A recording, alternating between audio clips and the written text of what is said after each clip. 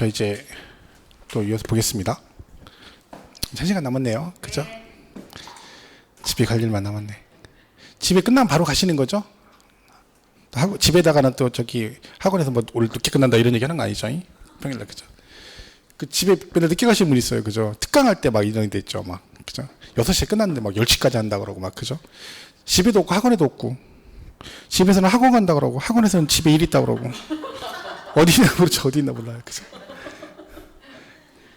자, 여기 보시면 그냥 예를 든 거예요. 보시면 이런 식으로 매매를 했어요. 얘가 2억에 사가지고 산 걸 갖다가 팔았어요. 얼마에 팔았어요? 10억에 팔았네요. 그죠? 10억에 팔고 이때 공시가격이 7억이래요. 예를 드는 거죠. 그리고 얘가 살 때 대출 2억을 받았어요. 사가지고 나중에 2억 대출을 받은 거죠. 자, 그러면 먼저 이제 취득세를 내겠죠. 자, 취득세 과세 표준, 즉 얘는 얼마에 대해서 취득세를 내나요? 지금 얼마에 샀어요? 갑이 2억에 사가지고 2억. 발음을 잘하세요. 제가 이름이 이혁이에요. 그쵸? 그쵸? 학교 다닐 때 참 그 소리 많이 들었는데 이름만 멋있다. 그죠? 참 아쉽죠. 만자가 안 붙으면 좋았는데 그죠? 이름만 멋있다. 그 얘기 많이 들었어요. 그죠? 그래서 그죠? 자, 10억에 취득했죠? 그럼 취득가액은 10억이잖아요. 그죠? 그럼 10억. 그죠? 세율은 얘가 매매는 4%예요. 나중에 배우는데. 그죠? 그럼 4%에서 세금 내면 되죠. 자, 취득세는 갑과 을 중에 누가 낼까요? 그렇죠. 취득한 사람이 내는 거죠. 을. 그죠? 자, 등록세는요, 저당권 설정, 대출 2억 받았어요. 그러면 저당권 설정할 땐 대출 받는 금액이 과표거든요. 아까 그래서 대출금 2억 원에다가 얘가 세율이 0.2%예요. 자, 이때 그러면 납세임자 누굴까요? 등록세. 아까 등록세는 누가 낸다 했어요? 명의자가 낸다 했죠. 그러니까 이게 지금 뭐야? 여러분이 토지 담보로 돈을 빌린 거잖아. 그러면 거기다가 저당권 설정하면 여러분이 세금을 내는 건 아니죠. 누구예요? 명의자가 낸다 했죠. 명의자. 예를 들면 은행에 돈 빌렸으면 은행이 납세 의무자가 되겠죠. 그죠? 명의자가 낸다 그랬잖아요. 그죠? 재산세는 공시가격으로 하죠. 그죠? 보유세니까. 그죠? 그럼 7억이다 치면 얘는 여기다 70% 곱해서 요렇게 갑니다. 그 나중에 배워요. 이거는 공정시장가액에서 토지를 70%. 현재 우리가 재산세는 그 토지 공시가격에 다 내는 게 아니라 얼마만? 70%만 세금을 내고 있죠. 뉴스 보셨죠? 정부에서 2030년도까지는 공시가격 90%까지, 시세의 90%까지 올리겠다. 그 얘기, 그런 얘기예요. 그게 지금 현재 이렇게 돼 있기 때문에 그래요. 주택은 60%만 내고 있거든요. 지금 재산세는. 그죠? 근데 이제 종합부동산세 같은 경우는 좀 다르긴 하지만, 그래서 4억 9천에다가 얘는 세율이 이제 이런 식으로 돼 있습니다. 누지나 비례 적용하고. 자, 재산세 납세 의무자는 누굴까요? 얘가 3월 1일에 샀잖아요. 그죠? 3월 1일에 이미 샀으니까 얘는 6월 1일 현재 소유자가 재산세 납세 의무자니까 내가 3월 1일에 이미 취득한 거죠? 누가? 을이. 그러니까 재산세는 누구겠어요? 을이 재산세 납세 의무자가 되겠죠. 그럼 여기서 미리 말씀을 드리면 종합부동산세 납세 의무자는 누굴까요? 을이지. 자, 재산세 납세 의무자와 종부세 납세 의무자는 같을까요? 다를까요? 같아야죠. 재산세는 내가 내고 종부세는 와이프가 내. 그런 게 어디 있어요? 재산세는 싸니까 내가 내고 종부세는 많이 나오니까 실권을 와이프가 가지고 있으니까 와이프가 내. 물론 실제로 맞는 얘기긴 하지만, 그죠? 하지만 둘이 일치합니다. 재산세 내는 사람 중에서 일정 금액이 초과되면, 근데 얘는요, 같은 공시가격인데 얘는 95%입니다. 공정시장가액 비율이. 그러니까 올해는 90%였어요. 내년에 95%, 내후년은 100%예요. 그러니까 종부세가 올해하고 내년하고 차이가 엄청나게 납니다. 올해 종부세 내는 거 내년은 뭐 2배, 3배 이상 낸다고 봐야 되죠. 왜냐면 얘 올라갔죠? 세율 올라갔죠. 그죠? 그래서 그렇습니다. 세부담 상한도 주택 같은 것도 올라가 있고 그렇기 때문에 지금 법 개정된 건 전부 다 올해부터 훨씬 더 많이 나오도록 개정이 돼 있죠. 종부세 같은 경우. 그죠? 그래서 이렇게 해서 얘는 누진, 국세니까 누진 세율만 돼 있고 종부세, 납세, 의무자는 똑같이 을이 되겠죠. 그죠? 이런 식입니다. 양도세는 차익만 된다겠죠? 10억에 팔았는데 살 때 2억에 샀으니까 빼가지고 얼마? 단순 계산하면 차익만큼만 세금을 내는 거죠. 근데 얘는 누진하고 비례 같이 돼 있고 양도세는 누가 내겠어요? 갑이 내겠죠. 갑이. 필력이 아니에요. 그죠? 이렇게 가는 거죠. 이런 식으로 과표세율, 납세 의무자, 대상, 요게 우리가 아까 말씀드린 과세 요건 4가지다. 그죠? 그래서 재산세 의무세는요, 과표 계산할 때 전부 다 공시 가격에다 이걸 곱합니다. 이 비율을. 그죠? 근데 그 비율이 좀씩 틀립니다. 지금 말씀드린 대로 뭐 재산세 토지 건축물은 70%, 주택은 60% 내고 종부세는 몽땅 내년에 95%를 내도록 되어 있습니다. 그죠? 이건 나중에 세부적으로 배우겠죠? 자, 이렇게 지금 네 가지 요건이 다 보시면 되고. 자, 그럼 아까 말씀드린 우리 신고 납부 안 했을 때 가산 신고니까 가산세. 그죠? 보통 징수는 가산금 그랬잖아요. 자, 그러면 가산세는요? 여기 보시면 의무를 이행하지 않았을 때 그랬죠. 그죠? 그러니까 얘는 법으로 정한 의무가 있다는 거죠. 이 의무를 이행하지 않으면 가산세가 부과돼요. 그럼 이 가산세 종류는 이 의무가 뭔지를 알면 되는 거죠. 우리 아까 뭘 하지 않으면 가산세가 분다 했어요? 신고 납부를 하지 않으면. 그리고 의무가 두 개인 거예요. 무슨 의무가 있어? 신고 의무도 있고 뭐도 있는 거야? 납부 의무 두 개가 있는 거예요. 의무가 각각이에요. 신고 납부 의무가 아니라 신고 의무 따로 있고 납부 의무 따로 있어요. 그럼 가산세도 이거 안 했을 때도 가산세가 나오고 이거 안 했을 때도 뭐가 나온다는 거야? 가산세가 나온다는 얘기입니다. 그래서 신고 안 하면 신고불성실 가산세, 납부 안 하면 납부불성실 가산세가 나오는데, 자, 신고는 자 일반 무신고라는 게 있어요. 있고 일반 과소신고가 있고 그다음 부정 무신고, 부정 과소신고라는 게 있어요. 자, 여기서 보시면 부정이란 말이 있어요. 부정 그죠? 부정이란 말은 고의성이 있다는 뜻입니다. 고의성. 고의적으로 세금 포탈 목적을 가지고 안 했다. 그러면 여러분 생각해 보세요. 여러분이 과세권자 입장이면 여러분이 고의적으로 세금 포탈 의도를 가지고 있다 걸렸어. 괘씸하잖아요. 그죠? 그리고 걸리면 어떻게? 너도 죽어봐. 그러는데 죽을 사자예요. 그죠? 그러니까 얘는 세금 포탈 의도를 가지고 있다 걸리면 뭐야? 너도 한번 세금으로 죽어봐라 해서 죽을 사자에서 얼마? 40%입니다. 고의성이 있다 그럼 너도 한번 죽어봐. 몇 죽어봐. 죽을 사자 40%. 근데 일반의 의미는 고의성은 없다는 뜻입니다. 그죠? 그런데 얘는 뭐래요? 무신고고 얘는 뭐예요? 과소신고잖아요. 그럼 여러분 무신고와 과소신고 신고 안 한 건 같지만 그래도 무신고와 과소신고 중에서 그나마 둘 중에 상대적으로 그나마 착한 게 누구요? 과소신고지. 왜? 얘는 신고를 하기는 한 거잖아요. 그러니까 너는 신고 아예 안 했으니까 요거의 40%의 반절인 20% 내고 너는 신고는 하긴 한 거니까 그거의 반절이 몇 프로? 10% 이렇게 해서 일반은 무신고는 20%고 과소는 10%. 근데 부정은요. 무신고도 40이고 과소도 40입니다. 왜? 둘 다 싸가지 없는 건 똑같다는 얘기지. 그죠? 왜? 세금 포탈 의도를 둘 다 가진 거니까 둘 다 죽어봐라. 그래서 몇 프로? 40% 이렇게 돼 있는 거예요. 그래서 얘는 이렇게 돼 있는데 자, 그러면 요거는 이제 기한 내 안 냈을 때 신고하면 바로 붙는 거고요. 납부는 이제 뭐예요? 돈을 내야 되잖아요. 근데 돈을 안 냈어. 그러면 날짜 하루 지날 때마다 납부불성실 가산세 하루에 10만 분의 25를 부과합니다. 0.025%예요. 그러니까 하루 지날 때마다 0.025% 계속 추가되는 거죠. 그럼 예를 들면요. 취득세 신고납부 기한 60일이거든요. 이때까지 신고를 안 하잖아요. 그럼 다음날 딱 되면 무신고 20% 무조건 붙어요. 그러니까 신고불성실 가산세는 그 기한 지나면 바로 그 다음날 20일 바로 붙어요. 그리고 돈을 내잖아요. 얘가 만약에 10일 후에 돈을 냈다. 그죠? 그러면 이때 뭐 또 붙어요? 10일 지났죠? 그럼 뭐 또 내야 돼? 납부불성실 가산세 그 미납세액의 0.025% 곱해서 며칠 지났어요? 10일 해가지고 요것도 같이 내는 거예요. 그러니까 만약에 여러분이 돈이 이때 없어요. 60일이 오늘까지 신고하고 돈을 내야 되는데 돈이 열흘 후에 돈이 생겨. 그럼 세금을 열흘 후에 내야 되잖아요. 그러면 어차피 가산세는 내셔야 되잖아. 그러면 가산세를 덜 내려면 일단 오늘까지 뭐는 하는 게 좋아요. 그렇지. 신고는 하는 게 좋은 거지. 왜? 신고해버리면 나는 뭐를 이행한 거야. 신고 의무는 이행했으니까 뭐가 안 나와요. 신고불성실 가산세를 안 내는 거지. 나는 불이행한 게 뭐야? 납부만 이행 안 한 거죠? 그럼 요것만 얘를 10만 분의 25 가는 거죠. 그리고 얘가 크죠, 금액이. 얘는 바로 20%잖아요. 그죠? 하루 지나면 20%. 그러니까 완전히 띄어먹을 작정이 아니면 일단 뭐는 하는 게 좋다? 신고는 하는 게 좋은 거죠. 둘 다 안 해버리면 이때 가서 해버리면 20% 내고 여기다가 납부까지 같이 내야 되는 거야. 그죠? 근데 신고는요. 하루 지나면 바로 그냥 붙어버리는 거잖아요. 납부는요. 날짜 지날수록 점점 가산세가 커지죠. 왜? 하루에 0.025니까. 그래서 한도가 있어요. 무죄는 아니고 원금의 얼마? 100분의 75, 즉 75%를 넘어가면 더 이상 부과를 안 합니다. 이거 뭐 1년, 10년 이렇게 계속 안 낼 수 있잖아요. 그죠? 그럼 뭐 가산세가 막 점점 늘어나겠죠. 그래서 이걸 한도를 정해주는 거죠. 그래서 100분의 75를 한도로 한다. 이렇게 돼 있어요.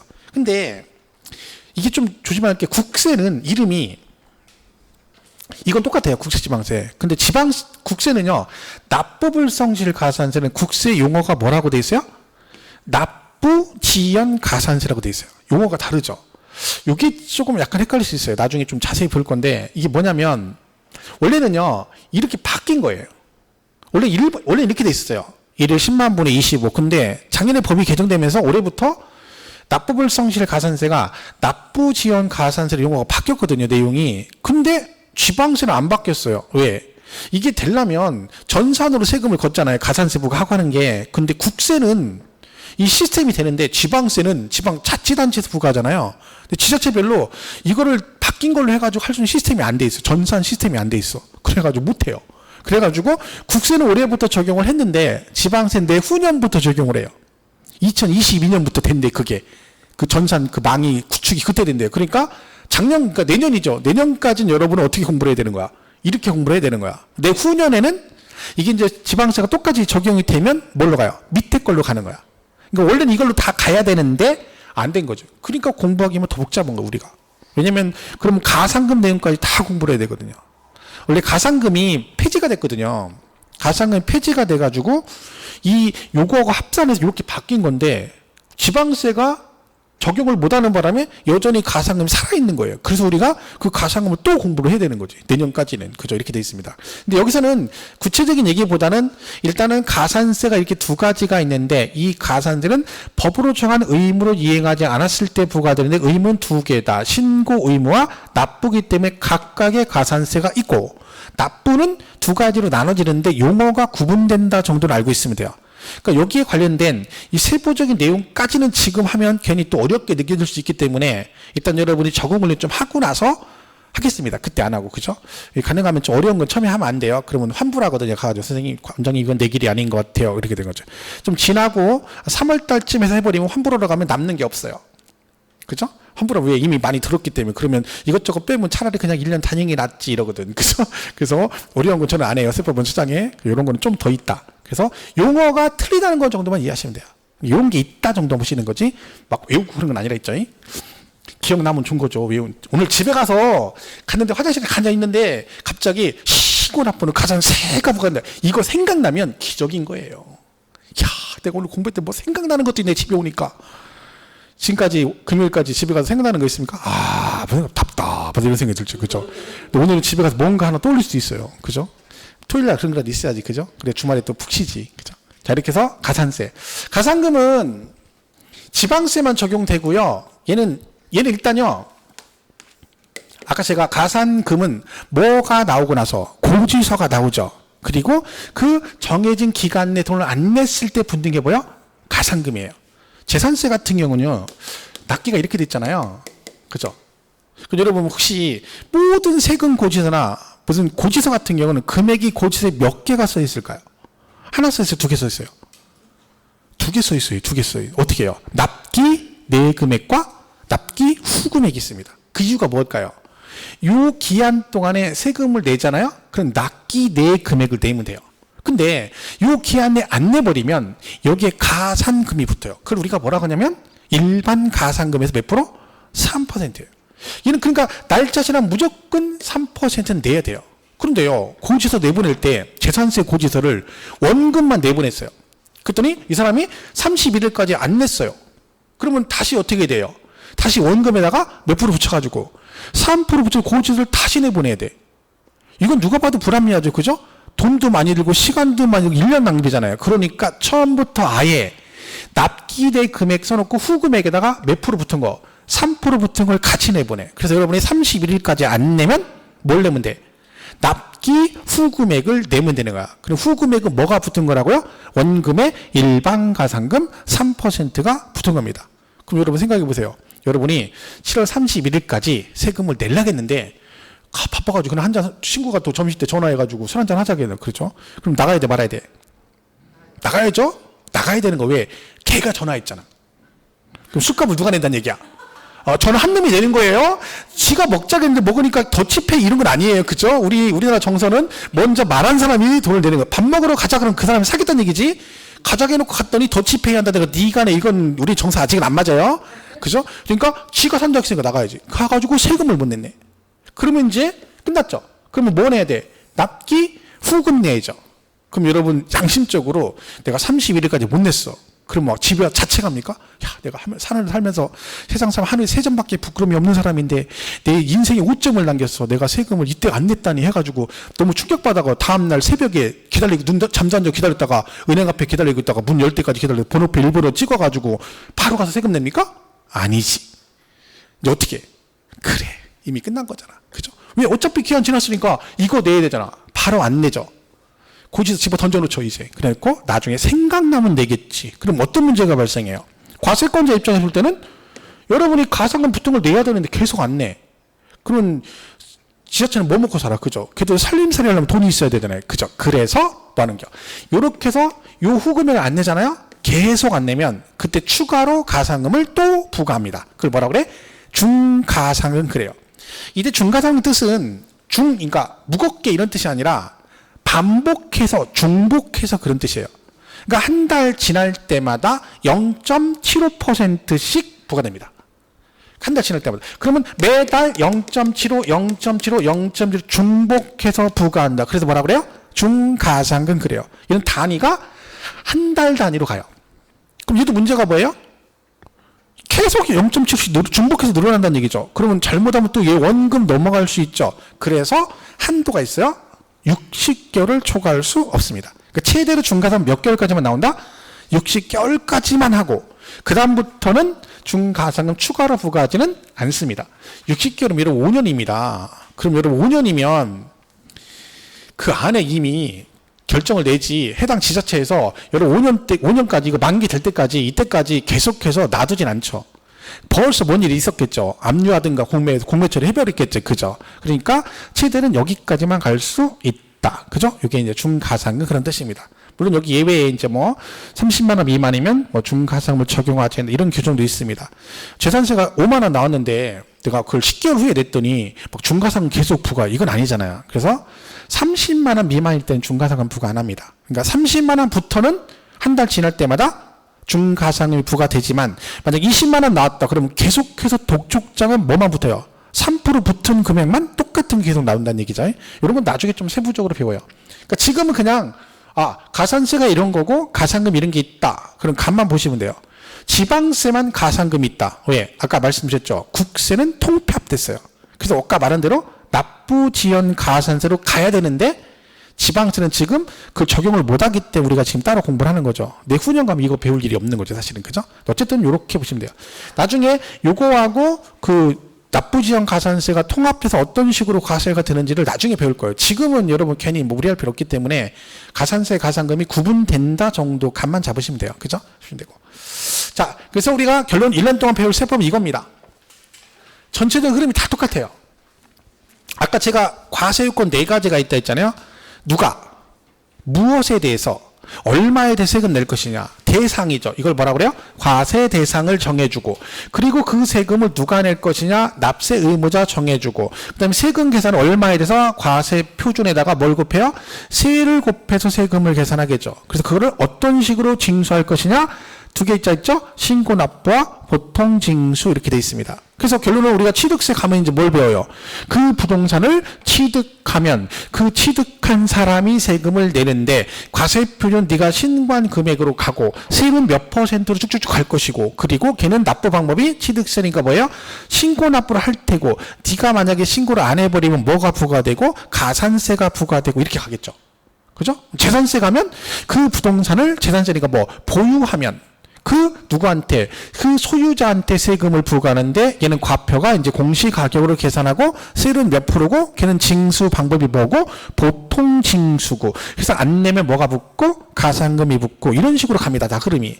그러니까 뭐 굳이 우리 세법의 흐름이라고 하면 흐름이 할 것도 없지만 이겁니다. 저 4개에다가 어떤 식으로 세금 이건 공통이에요. 5개 처세 공통사항이고 그 다음에 이제 세부적으로 여기에 추가되는 거지. 뭐 취득세는 뭐 취득 시기가 들어가고 양도세도 양도 시기가 들어가고 이런 식으로 추가적인 거지 기본 흐름은 다 똑같습니다. 이거 배우는 거죠, 이거. 그죠? 4가지를 해서 5가지, 여기까지 해서 기본 큰 틀은 이렇게 구성이 돼 있다. 이걸 이제 1년 내내 계속해서 배우게 되는 겁니다. 보시면 되고. 자, 그 다음에 여기 보시면 이 용어가 있는데 이게 되게 중요한 개념이에요, 이게요. 잘 보세요. 사실상이란 말이 있고, 그 다음에 실질 과세, 형식주의 과세란 말이 있어요. 자, 사실상 실질이란 말은 말 그대로 뭐야? 실제 현황을 가지고 세금을 부과한다는 얘기고, 얘는 무조건 뭐? 형식만 본다는 얘기죠. 이렇게 두 개로 나눠집니다. 우리 세법은 전부 다 이거를 원칙으로 합니다. 자, 이 말의 뜻은 뭐다? 형식이 중요하지 않다는 얘기죠. 그 형식은 뭘 말한다? 등기를 했느냐 안 했느냐 관계없고, 허가를 받았니 안 받았니, 사업자 등록을 냈니 안 냈니, 이런 건 상관없이 실질적으로 취득하거나 실제 소득이 발생하면 무조건 뭐라? 세금을 내라. 이게 실질과세예요. 근데 형식은 거꾸로 해요. 무조건 실질을 안 따져. 형식만 따져. 우리가 배운 조세는 다 실질과세인데 누구만? 얘만 형식주예요. 등록세만. 등록세만. 자, 무슨 얘기냐면 아까 제가 말했죠. 등록세는 무조건 누가 세금을 내요? 명의자가 무조건 세금을 내요. 그러니까 실제로 제가 샀어요. 제가 샀는데 친구 앞으로 등기를 하다 그러면 세법은 등록세는 뭘 따져? 실질을 안 따지고 뭐만 따져? 그 둘 중에 누구 앞으로 등기할 건데 내 앞으로, 그럼 네가 세금 내, 이거죠. 그러니까 얘는 무조건 형식만 따지고 얘만 형식이야. 나머지는 다 뭐라고요? 실질과세, 사실상 현황에 따라 부과한다. 자, 그럼 잘 보세요. 1번 등기 등록을 하지 아니한 경우, 등기를 안 했다는 얘기예요. 근데 사실상 취득한 경우에도 취득세 납세 의무가 없다. 그럼 취득세는 내가 취득을 했지만 이 말대로 하면 내 앞으로 등기를 하지 않으면 나는 납세 의무가 없다, 이런 뜻이잖아요. 맞다 틀리다? 자, 얘는 뭐가 지금 등록세액은 다가 뭐가 우선이라고요? 사실상. 그럼 뭐예요? 등기를 안 했어도 뭘 했으면 사실상 취득하면 납세 의무 있다 없다? 있다. 그런 거죠. 왜? 실질과세 원칙이니까 네 앞으로 등기를 안 했어도 실질적으로 취득했으면 뭐예요? 납세 의무가 있다. 그런 뜻입니다. 그죠? 그러니까 얘는 없다. 틀렸죠. 여기 보세요. 공부상 1주택이래요. 그러니까 건축물 대장에 주택으로 돼 있어. 근데 여러분이 그 집을 뭘로 쓰고 있어? 주택을 영업용 건물로 사용하다가 팔았대요. 그럼 양도세에서 얘는 주택으로 본다 안 본다? 자, 무슨 얘기예요? 건축물 대장이 주택이에요, 여러분. 현재 갖고 있어, 하나를. 실제로 뭘로 쓰고 있어? 영업용 건물로 사용을 현재 하고 있어요. 그리고 그 상태로 그대로 팔았어. 그럼 얘는 공부상은 주택인데 실제 용도는 점포로 쓰고 있죠. 이걸 팔면 얘는 주택으로 본다? 아니면 영업용 건물로 본다? 두 개 지금 틀리잖아. 그럼 뭐가 우선이라고 했어요? 사실상 현황이 우선이라 했잖아. 그럼 실제 용도는 뭐야? 공부상은 주택이지만 실제는 뭘로 쓰고 있어요? 점포로 쓰고 있잖아. 그럼 얘는 주택이 아니다. 아니다. 왜? 사실상 용도를 우선으로 하기 때문에 얘는 실제 영업용 건물로 사용하다 팔았기 때문에 주택이 아닌 거지. 이해가시죠? 이거 시험에 돼요, 실제로. 공부상 주택이지만 실제 영업용 건물을 사용하다 양도하면 1주택으로 본다. 그럼 땡, 틀리다. 이거 이해가세요? 공부상과 실제 용도가 다르잖아. 그러면 얘는 뭐가 우선이라고요? 실질 용도가 우선이라고. 그러니까 사실상이 우선이니까 실제 용도가 주택이 아니니까 얘는 주택으로 보지 않는다, 이런 뜻이죠. 그래서 주택이 아닌 거예요. 실질 용도가 우선으로 가기 때문에 그렇습니다. 그러니까 다 이런 식으로 이제 이 개념을 가지고 시험에 내는 거죠, 이 내용이. 얘도 그렇고 얘도 그렇고. 그러니까 이런 게 있는 거예요. 나중에 이게 이제 좀 더 가면 양도세 같은 데서 여러분 집을 2개 갖고 있어요. 현재 명의가 돼 있어. 하나를 팔았어. 그 상대방이 잔금까지 다 받았어. 근데 얘가 등기를 안 해갔어, 아직. 그러면 나는 돈 받고 다 팔았는데 등기는 안 됐죠? 아직까지 여러분 앞으로 있잖아. 그럼 여러분 공부상 몇 주택 현재? 2주택이죠. 하지만 실제로는 돈까지 잔금 다 받았으니까 실제는 팔은 거잖아. 그럼 여러분 몇 주택이야? 실제로 몇 주택으로 봐? 1주택으로 보는 거야. 왜? 얘가 왜 가능한 거예요? 뭐가 우선이니까. 그쵸? 얘가 만약에 형식이 우선이다 그러면 상대방 돈 받았건 말건 여러분 앞으로 등기돼 있으니까 여러분 2주택자인 거지. 근데 실질 우선이니까 내가 걔한테 팔았다는 거, 잔금 받았다는 거 입증해버리면 공부상 2주택이어도 실제는 몇 주택으로 봐준다? 1주택으로 봐주는 겁니다. 그게 다 그런 개념이에요. 그죠? 이게 이걸 가지고 가는 거지. 근데 밑에 거 보세요. 등록세는 실제 취득해서도 등기를 하지 않으면 납세 의무가 없다. OX. 얘는 오지. 왜? 등록세는 무조건 뭐예요? 실질을 안 따진다 했잖아. 뭐만 따져? 형식만 따지는 거야. 네가 실제 취득했지만 내 앞으로 뭘 안 해버리면, 등기 안 하면 등록세 낸다 안 낸다? 안 낸다니까요. 그러니까 등록세 무조건 누가 내? 등기받는 명의자가 세금을 낸다 그 얘기죠. 그러니까 요거를 묶어가지고 이런 게 시험에 내는 거예요. 여러분 별거 없어요.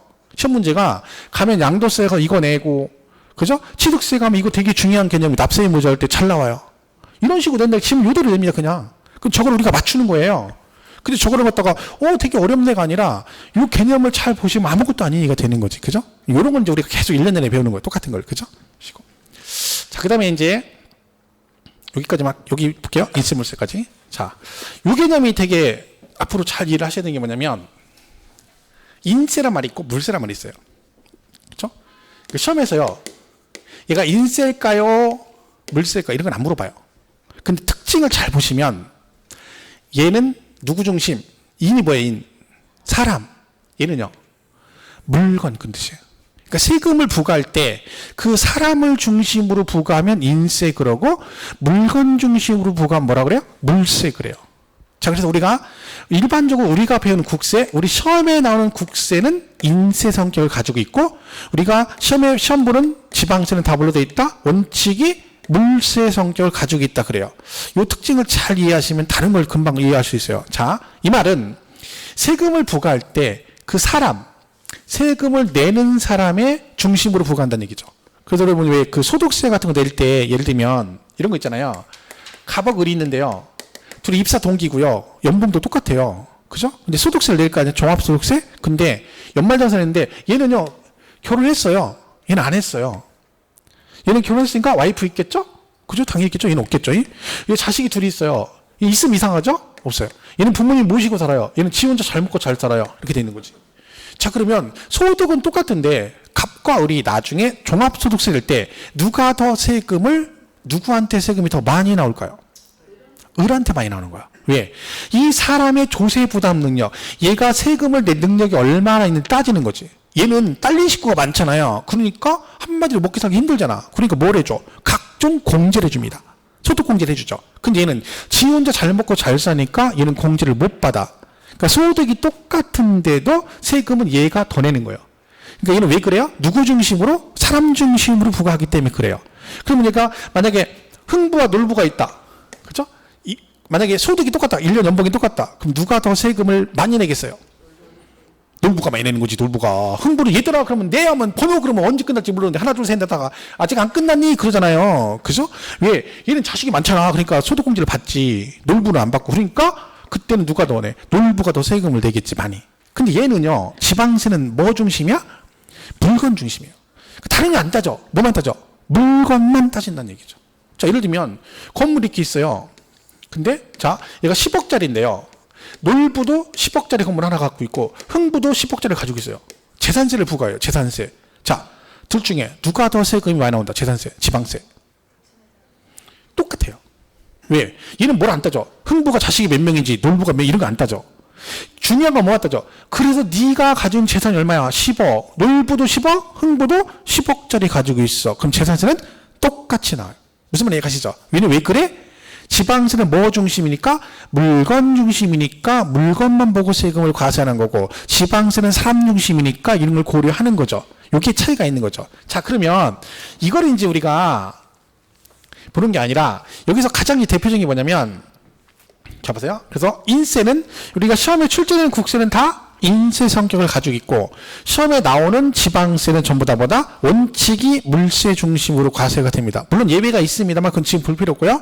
자, 그래서 여기 특징이 이제 얘는 인세는 특징이 그 사람 중심으로 합산해서 과세하는 게 원칙이고, 그 다음에 세율은 아까 뭐라 그랬어요? 국세는 아까 누진세를 원칙으로 한다고 했잖아요. 뭐 그런 얘기들이에요. 그리고 자, 납세지인데 여기 다 똑같은 얘기예요. 자, 그래서 여기서 이제 제일 중요한 이거예요. 자, 보세요. 납세지, 세금을 어디다 내느냐. 이거 맞춰보세요. 자, 얘는 누구 중심? 사람 중심. 그죠? 얘는요? 물건 중심이에요. 그러면, 자, 인세는 국세니까, 국세는 세금을 어디다 냅니까? 국세는, 우리나라 국세 걷는 기관 있죠? 여러분 헷갈릴까봐 그 써놨죠? 내 이름이 나는 국세만 담당하는 기관이다. 이름이, 걔는 그 이름이 무슨 이름이야? 어디야? 그게 국세청이에요. 걔가 이름이 국세청인 거요. 그 이름이 왜 국세청이었어? 국세만 담당한다. 했는데 거기다 전화해가지고 취득세 개정된 거 물어봤더니 모른다 그러니까 쌍욕을 해가면서 네가 하는 게 뭐냐는 동 내가 그래서 이 세금을 내는 줄 아느냐는 동 이런 욕을 하면 된다 안 된다 안 되는 거요. 아, 지방세는 뭐야 서울시나 종로구청에도 물어보고 은평구청에도 물어봐야지 막 취득세를 세무서 전화해가지고 은평 세무 전화해서 막 쌍욕하고 이러면 안 된다니까요. 그럼 국세만 담당한다니까. 그렇게 욕할까봐 이름도 국세청 써놨는데 국세청 가가지고 지방세 물어보면 안 되는 거지.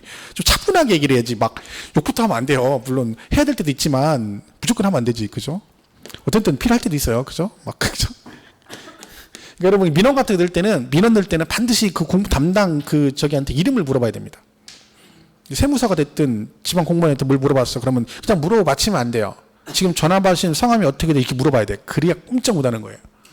그래야 나중에 나한테 피드백을 해줘요. 물으면 이제 나중에 답변해 주거든요. 근데 이름 안 물어보면요. 자기가 전화해 준다고 안 하는 중이 있어요. 근데 이름 딱 물어보면 즉각 옵니다. 다 알아보고. 왜? 이름 써놨으니까 이름 써놨으니까 나중에 안 하면 전화해가 누구 바꿔달라고 해서 막 이제 하니까. 그런 게 있다니까. 항상 전화 그 할 때는 물어봐야 돼. 그 이름을 물어봐야 되는 거예요. 그죠? 자, 그럼 잘 보세요.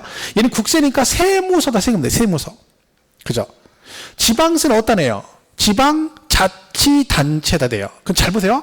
얘는 국세니까 어디다 내? 세무서다 내요. 세무서. 그죠? 자, 세무서가 전국에 많잖아요. 자, 근데 국세는 누구 중심이에요? 사람 중심이에요. 그럼 여러분, 만약 여러분이 여기 살아요. 은평구에. 그죠? 근데 부산 해운대 건물을 팔았어요. 양도세를 내야 되잖아. 그죠? 그럼 세무서가 되죠. 그럼 거기 해운대 그쪽에도 세무서가 있을 테고 여기 여러분 사는 데도 세무서가 있을 거 아니에요. 자, 그러면 국세는 세무서인데 그러면 얘가 물건 있는 부산에 있는 세무서다 세금을 내야 되느냐? 내가 살고 있는 여기에 있는 세무서다 세금을 내느냐 이 얘기지. 자, 다르게 물어볼게요. 내가 살고 있는 여기 은평구에 세무서가 있나요? 은평 세무서? 있나요? 그럼 있어요? 자, 그러면 내가 은평 세무서다 세금을 내는 거하고 물건 있는 부산의 해운대에 있는 그 세무서다 세금을 냈을 때 가져가는 사람이 같아요, 달라요? 내 양도세 1,000만 원을 냈어. 양도세 1,000만 원을 냈는데 은평 세무서다 냈을 때와 부산 해운대에 있는 세무서다 세금을 냈을 때 그 1,000만 원을 가져가는 사람이 같아요, 달라요? 같죠. 누가 가져가? 국가에서 가져가잖아. 이건 무슨 뜻이에요? 전국 어디 있는 세무서다 세금을 내던 결국 국세는 다 누가 가져가? 중앙정부에서 가져간다는 얘기네. 이 말은 무슨 뜻이다? 여기다 내나 저기다 내나 똑같다는 얘기지. 그러면 세금은 이양이 똑같으면 어디가 좋아? 내가 내기 편한 데가 좋은 거지. 내가 내기 편한 데가 물건 있는 데요? 사람 내가 사는 데요? 그렇죠. 그래서 국세는 그 사람의 주소지 관할 세무서가 납세지가 되는 거야. 그러니까 여러분이 은평구에 주소가 돼 있으면 모든 국세는 다 어디 담당이야? 은평 일단 세무서가 기본이라고 생각하면 되는 거지. 자, 근데 지방세는요. 지방자치단체에다 내는 거죠. 그러니까 세금을 그 지방자치단체에다 내요. 자, 근데 문제는 이거예요. 이 건물이 은평구에 있어요. 그죠? 그럼 재산세를 내야 되잖아요? 근데 이 건물의 주인이 대전에 살아요. 대전 서구 둔산동에 살아요. 그러면 재산세 낼 때 그 재산세를 이 물건 있는 은평구에다 내야 될까요? 그 사람이 살고 있는 대전 서구청에다 세금을 내야 되겠어요. 은평구에다 내는 거야. 왜냐면 아니 물건은 은평구에 있어가지고요. 이거 다 관리하고요. 주변에 눈 오면 앞에 눈 다 치우고 다 하는데 세금은 자기 살고 있는 데다. 그러면 안 되는 거지. 지방세는요. 되게 중요한 게 뭐냐면 지방자치단체 재정으로 가기 때문에 무조건 얘는 뭐야? 그 물건의 소재지가 납세지가 되는 거야. 그래서 무조건 물건의 소재지 관할 지방자치단체예요. 그래서 우리나라에서 제일 부자인 지방자치단체가 어디겠어요? 우리나라에서 가장 재정 자립도가 높은 지방자치단체가 시군구 중에 어딜 거예요? 어디가 제일? 서초구, 송파구, 강남구예요. 그 이유가 뭐겠어요? 거기가 재산세가 엄청나게 거치잖아요. 왜요? 땅값이 비싸잖아. 그래서 그런 거예요. 그게 왜? 재산세를 거기다 내잖아. 물건의 소재지에다 내기 때문에 그렇습니다. 그러니까 중요한 건 뭐 가격이 문제인 거잖아요. 야, 너 나 땅 10만 평 있어. 근데 난 한 평밖에 없어. 아, 한 평. 근데 한 평인데 얘는 10만 평이야. 근데 한 평은 나는 어디 있어? 명동 충무로 거기에 이니스프레인가 거기 화장품 들어와 있는데 거기 거죠. 그러면 한 평이 뭐 얼마예요? 공시 가격은 몇 억이에요? 한 평이? 그죠? 난 10만 평이 어디예요? 저기 두메산골이에요? 구경하러 갔더니 뭐라 그래요? 어디니? 그랬더니 도로에 서가지고 뭐라 그래요? 저기 봉우리 3개 보이니? 어디? 야, 저기 구름 있잖아. 그 밑에 봉우리 희미하게 보이지 3개. 그게 내 거야. 10만 평. 그죠? 얼마니? 그랬더니 다 합해서 한 1억 하나? 이런 거죠. 그죠? 가격이 문제가 아니에요. 평수가 문제가 아닌 거지. 그래서 물건 소지도 세금을 내기 때문에 강남 3구가 부자인 거예요. 왜? 우리나라 제일 땅값 비싸고 부동산 공시가격 제일 높은 데가 거기니까 세금을 많이 걷는 거지. 자, 그럼 결론 정리하면 인세, 국세는 인세니까 그 사람의 주소지관을 세무서가 납세지가 되고, 지방세는 뭐 중심이라고요? 물건 중심이니까 물건의 소재지관을 지방자치단체가 납세지가 됩니다. 여러분 이걸 왜 설명하냐면, 올해도 그렇고 최근에도 계속해요. 이거 가지고 시험 문제 냅니다. 그것도 정답으로 몇 번 나왔어요. 최근에도. 그냥 물어보는 거야. 근데 이런 건 틀린다니까. 자, 취득세 예를 들어 취득세 뭐라고요? 부동산을 취득하면 취득세 어디다 낸다? 취득 물건의 소재지관을 특광도. 이런 맞죠? 근데 그걸 뭐라고 내? 주소지관을 이렇게 내요. 좀 어렵게 나면 어떻게 나왔어요? 어렵게. 자, 부동산 소재지와 그 사람의 주소지가 서로 다르대. 이렇게 나왔어요. 실제 문제, 기출문제예요. 부동산 소재지와 그 부동산의 소유자의 주소지가 서로 다르면 취득세는 어디다 내요? 그렇지, 부동산 소재지예요. 뭐 다르건 말건 무조건 지방세는 물건 소재지야. 근데 그걸 뭐라고 풀어요? 아, 얘가 왜 하필 달라? 아, 부동산이 여기 있으면 너도 여기 살아야지. 너는 부동산 여기인데 왜 넌 저기 살아? 아, 서로 다르면 뭔가 심오한 뜻이 없어요. 심오한 뜻. 지방세는 다 뭐 중심이야? 부동산 소재지라니까. 그걸 기출로 낸다니까요. 그것도 정답으로. 근데 그런 거 우리가 못 맞춘다니까. 왜요? 외우니까 그렇죠. 등록세도 그게 나왔고요. 올해도. 납세제에 관한 얘기가. 그죠? 취득세도 납세제 할 때 이거 나오고. 국세도 마찬가지죠. 그러니까 양도세하고 종부세는 주소지에 관할 세무서. 취득세 재산세는 기본이 어디? 물건의 소재지에 관할 지방자치단체가 된다. 요 개념을 이해하시는 거예요. 인세물세는. 자, 그럼 한번 예를 들어볼게요. 여기 지금 부동산이 있어요. 이렇게 있어요. 자, 그러면 자, 얘가 이제 서울시 종로구에 있대요. 이 건물이. 자, 이거를 샀어요. 갑이 취득했어. 얘는 어디 살아? 충남 천안에 산대요. 자, 충남 천안에 사는 촌놈이 여기 서울의 종로에 있는 건물 하나 샀네요. 자, 세금 내셔야 되죠? 자, 먼저 취득했으니까 뭐부터 내야 돼요? 취득세부터 내야 돼요. 자, 그럼 취득세를 어디다 내야 될까요? 둘 중에. 쉬운 얘기예요. 복잡하게. 그러면 쟤 뭐지? 금방 한 거예요? 취득세는 지방세예요? 국세예요? 지방세. 지방세니까 세금 어디는 뭐 중심이라 해요? 사람 중심? 물건 중심? 그렇죠. 물건 중심. 자, 어디? 그렇죠. 물건이 종로 서울에 있죠. 서울에. 여기 있는 거 샀잖아요. 그럼 취득세 물건 중심이니까 원래 취득세가 특광 도세잖아요. 그죠? 그런데 원래는 서울시다 내는 게 맞아요. 근데요. 여러분 은평구에만 종로구에 있다. 그럼 거기서 서울시까지 가려면 서울시청에서 세금을 내야 되잖아요. 그러면 괜찮은데 만약에 충청남도다. 그럼 충청남도청이 도세니까 충청남도에다 내면 충청남도청이 홍성에 있거든요. 그러면 저쪽 그 서산 그쪽은 괜찮은데 이쪽 반대쪽 사는 사람들 거기까지 가려면 그 홍성까지 가야 돼. 산 넣고 물 건너 가다가 그러면 세금 내러 가려면 그죠? 주먹밥 몇 개 사와가지고 이제 집신 몇 개 신고 걸어서 한 3박 4일 가야 됩니다. 그죠? 그러니까 복잡하지. 그러니까 오지 말고 어디다네? 그 물건의 소재지 시군구에다 내도록 위임을 해놨어요. 그러면 그 시군구다 세금을 내면 걔네들이 걷어서 특광도에 갖다 주는 거야. 그러면 이 종로구에 있으니까 취득세는 어디다 내요? 여기다 내는 거. 종로구에다 내면 걔들이 걷어서 누구한테 갖다 줘? 서울시에다 갖다 주는 거예요. 결론은 얘는 지방세니까 어디다 낸다? 물건의 소재니까 어디다 내야 돼요? 서울시 종로구에다 세금을 내면 되는 거야. 그럼 걔가 걷어서 어디다 갖다 준다고요? 서울시에다 갖다 주는 겁니다. 자, 이 건물을 사가지고요. 얘가 돈 빌렸어요. 은행에서. 그럼 저당권 설정 등이 하겠죠? 그럼 뭐 내셔야 돼? 등록세를 내겠죠. 자, 등록세는 어디다 낼까요? 얘도 지방세네요? 지방세니까 물건의 소재지네요. 어디다 내요? 그쵸? 얘도 종로구죠. 자, 그러면 이 등록세는 종로구에서 가져갈까요? 서울시에다 갖다 줄까요? 이게 아까 배운 거예요, 사실은. 근데 기억이 안 나서 그러지. 아까 등록세는 도세 및 구세 그랬잖아요. 구세. 그죠? 그러니까 누가 가져가? 그렇지. 이건 종로구에서 가져가지. 같은 건데 종로구에서 가져가죠. 근데 취득세는 특별시세니까 걷어서 갖다 주는 거고 얘는 여기서 가져가는 거야. 자, 갖고 있으면 뭐 나와요? 재산세 나오겠죠. 그죠? 재산세. 어떤 애요? 그렇지. 물건의 소재지니까 똑같은 지방세니까 종로구. 이거 누가 가져가요? 종로구에서 가져가지. 왜? 시, 군, 구세니까.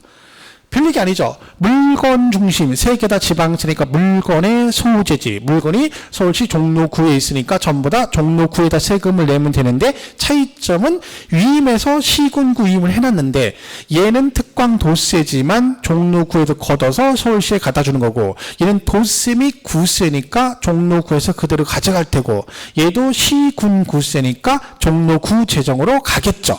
여기까지 가시죠. 자, 이 재산이 좀 많아요? 그럼 어떻게 돼요? 종합부동산세를 내겠죠. 자, 종부세는 어디다 낼까요? 천안시? 천안시에다 내면 돼요? 안 되지. 그쵸? 천안 세무서다 내야지. 아시죠? 왜? 국세니까 세무서. 근데 얘는 누구 중심? 사람 중심이니까 이 사람 여기 사니까 천안 세무서다 세금을 내면 되는 거예요. 그죠? 복잡해요? 안 복잡하죠?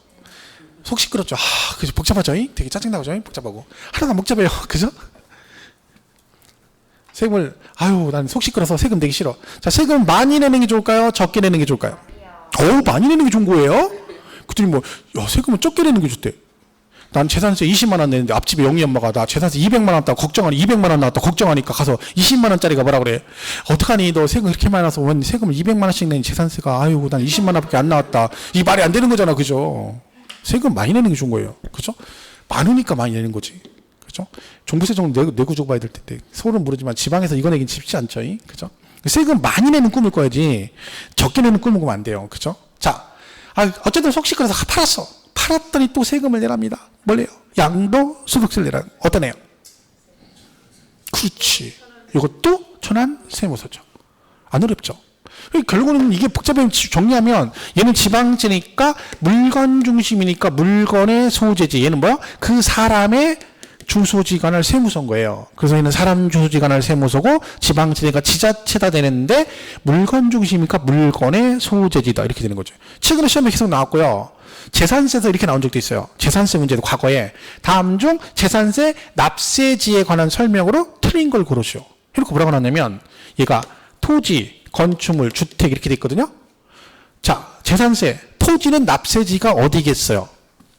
토지, 소재지, 물건이니까 토지, 소재지, 시군구겠죠. 얘는 건축물, 소재지. 시험에 정답이 3번이었어요. 틀린 걸 골라라. 그 주택의 소유자의 주소지 관할 시군구. 맞아요. 땡 틀렸잖아요. 왜? 주택 소유자의 주소지가 아니라 주택 소재지 그래야 되는 거지. 이게 기출문제 정답으로 나왔던 거예요. 그러니까 우리가 볼 때 수업 듣다 보면 에이 저렇게 단순한 걸 나오겠어? 근데 그런 게 의외로 많이 나옵니다. 근데 그런 걸 실수로 틀리는 거죠. 왜요? 문제를 풀다 보면요. 1번 주택 토지 소재지 시군구. 2번 건축물 소재지 시군구. 3번 주택의 소유자의 주소지 관할 시군구. 그러면요. 그냥 나중에 시군구 하다 보면 하다가 3번도 맞아 이렇게 가는 거야. 그게 죽이는 거예요. 그게. 그래서 여러분 이게 나중에 문제 풀면 어떤 현상이 일어나냐면 다음 중 틀린 걸 고르시 이렇게 나왔어요. 1번, 2번 풀다가 3번부터 옳은 거 골라요. 분명히 틀린 거 고르라 했죠. 1번 틀린 거, 2번 틀린 거 고르다가 이제 이 문제 집중하다가 얘가 뭘 물어본지 몰라. 그래 그다음부터 옳은 거 골라 혼자. 이런다니까. 근데 훈련이 안 되면 그래요. 그럼 안 틀리려고 여기다 뭐예요? 막 동그라미 쳐놔요. 막 그죠? 틀린 거 골라라. 치면 뭐해? 또 2번, 3번 또 옳은 거 고르고 있는데. 짬밥이 필요한 거지. 그러니까 경험을 쌓이면 이런 거 필요 없거든요. 바로바로 풀 수 있는 거. 처음에는 근데 나중에 시험 같은 거 봐보세요. 그러면 옳은 걸 골라라, 틀린 거 고르고, 틀린 거 고르고, 옳은 걸 막 이런다니까. 정신없어가지고. 근데 짬밥이 쌓이면 괜찮아요. 뭐든 연습을 해야 돼. 그죠? 그거잖아. 고수업 칠 때 여러분, 초보자들은 흔들면, 점수 날 때 흔들면 어떻게 돼? 안 잃어보려고 해토장 하나 뒤집어 놓잖아요. 흔들었다고. 그죠? 점수 났어. 걔가. 그럼 어떻게 돼? 흥분해가지고 왜 뒤집으면 생각도 안 나요. 돈부터 받아. 그 돈 계산하고 나니까 흔들었어. 열받죠? 그 다음 어떻게 해요? 또 나왔어. 그럼 어떻게 해? 다리를 떨어요? 너 흔들었다고? 그죠? 티내려고. 점수 나면 왜 떠는지를 모르죠? 그게 그런 거야. 나중에 어떻게 해? 한쪽 다리 걷어요? 나 흔들었어? 소용없어요. 별걸 다 해도 안 돼. 짬밥 쌓이면 얘기 안 해도 딱 치면 벌써 제 쓰리고 해피박이니까 쓰리고 흔들었으니까 제 흔들어서 어쩌고 점수 다 얼마나 줘? 이렇게 되는 거야. 그 경험의 차이죠. 그죠? 저는 이제 그런 수준이죠. 제가 잡기는 초등학교 때 돼가지고. 제가 느낀 게 있습니다. 뭐든지 아무리 하는 반복하면 다 돼요. 그러니까 이 공부도 저는 그렇게 생각해요. 그냥 반복하면 다 되는 거야. 근데 그걸 어디까지 가느냐? 한계치가요, 이만큼이거든요. 근데 여기까지를 못 가는 거예요, 여러분이. 가다 말아서 그러지, 일단 도달하면요, 100% 받을 수 있어요, 100%. 근데 1년이라는 시간은요, 여기 차고도 넘치는 시간이에요. 하면 되는 거, 하면. 무조건 되는 거예요, 이거. 제가 옛날에 짤짤이 아시죠? 짤짤이 이게 하는 거죠. 제가 초등학교 때 그걸 짤짤이를 띄었는데, 그걸 나중에 하도 하면 어떻게 되는 줄 아세요? 이게 100원짜리 들고 손을 탁 치잖아요. 그러면 100% 이게 뭔지 알아요. 맞춰요. 탁 치면 얘가 몇 개인지 감이 딱 와요. 그럼 제가 거의 100% 맞췄어요. 그때는 탁탁탁 하면. 이거 딱 제가 알고 싶어 한 게 아니에요. 그냥 얼마나 많이 했겠어요. 수천 판 했으니까 이 손에서 그 감각을 이어가는 거예요. 그죠? 그게 똑같은 거야. 뭐든지. 그래서 제가 느낀 거예요. 이 공부도 똑같아요. 1년은 절대로 짧은 시간이 아니에요, 여러분. 다 붙을 수 있어요. 중간에 흔들리지만 하면 돼요. 흔들리지만 않고 그냥 꾸준히 가면 돼요. 지금 요 상태로만 가면 돼. 지금 이 상태로만 가면 좋아요. 근데 이제 좀 가면 흔들리죠. 그렇죠? 그게 문제예요. 이제 그 수업을 빠지기 시작하고 이제 이러면서 이제 문제가 되는 거야. 이거 별거 아니죠. 근데 이게 되게 중요한 얘기예요. 문제 한 문제짜리잖아. 한 문제짜리. 너무 쉬운 얘기잖아요. 근데 지방세는 물건 중심이고 국세는 누구 중심이고 사람 중심이고 지방세니까 어디다 내고 지방자치단체에다 내고 국세니까 어디다 내고 세무서도 낸다. 끝이에요. 이렇게 보시면 돼요. 그죠? 이런 거를 우리가 인세 물세 개념은 시험에서 얘는 인세일까요? 물세일까? 이런 건 안 물어봐요. 그런 거 물으면 수준 떨어지는 문제고. 근데 그걸 활용해서 대표적인 게 납세제예요. 납세제. 그죠? 그걸 우리가 알 수 있다. 그런 얘기죠. 이렇게 보시면 됩니다. 자, 이렇게 보시면 되고. 자, 여기까지만 할게요. 자, 그래서 자, 양도소득세 납세제는 이게 기출 문제예요. 양도 물건 소재에 관한 세무서이다. OX? 그러니까 내가 얘기했잖아. 이 들을 때하고 문제 지문을 볼 때하고 언뜻 보면 또 그렇다니까. 양도세 납세제는 양도 물건의 소재에 관한 세무서이다. X잖아요. 물건 소재지 아니라 했잖아. 여기가 틀렸잖아. 지방세는 물건 소재지고 국세는 그 사람의 주소지라니까요. 그죠? 그 뭐가 맞아요? 그죠? 이해 가시죠? 그러니까 이게 그렇다니까 느낌이 틀리다니까. 들을 때 이해하는 거하고 지문상으로 나왔을 때 느낌이 다르다니까요. 근데 그건 연습하면 되는 거예요. 별거 아니에요. 그죠? 자, 여기서는 뭐라고 돼? 양도자의 주소지간을 세무서. 이거 시험에 안 나왔을 것 같죠? 이 지문이. 왜? 지금 볼 때 에이 저런 걸 내겠어? 나오셨어요. 양도 물건의 소재지들 이렇게 나왔었다니까 기출로? 아니고 그 사람의 양도자의 주소지관할 세무서이다. 그죠? 이렇게 되는 거지. 자, 2번 부동산 취득의 경우 취득세 납세지는 취득 물건의 소재지관할 지방자치단체이다. OX? 이거 오죠? 왜? 지방세니까 물건의 소재지관할 지방자치단체. 그죠? 그래서 맞는 얘기지. 별거 아니죠? 그죠? 자, 3번이요. 주택분 지금 한 거죠. 주택분 재산세 납세지는 그 주택 소유자의 주소지에 관한 시군구이다. OX?